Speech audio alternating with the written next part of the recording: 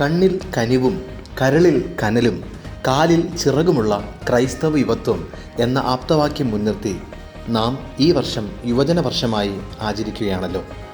തിരുവനന്തപുരം ലത്തീൻ അതിരൂപതയിലെ തൂത്തൂർ ഫെറോനയിലെ യുവജനങ്ങൾ വളരെ അർത്ഥവത്തായും വ്യത്യസ്തമായും 2024 മെയ് 19 ഞായറാഴ്ച യുവജന വർഷത്തിന് ആരംഭം കുറിച്ചു.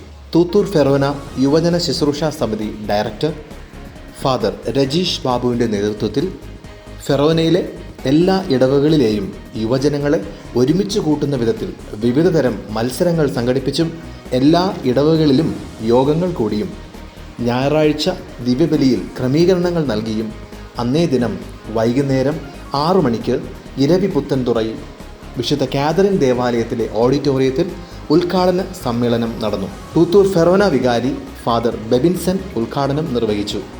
തിരുവനന്തപുരം അതിരൂപത യുവജന ശുശ്രൂഷ സമിതി director father Assisi John Sumesh സന്ദേശങ്ങൾ അറിയിച്ചു. ഫെറോന യുവജന ഡയറക്ടർ ഫാദർ രജീഷ് ബാബുവും സിസ്റ്റർ സിൽവ മേരിയും ആശംസകൾ അർപ്പിച്ചു. സമ്മേളനത്തിൽ വിവിധ മത്സരങ്ങൾക്ക് സമ്മാനങ്ങൾ നൽകി.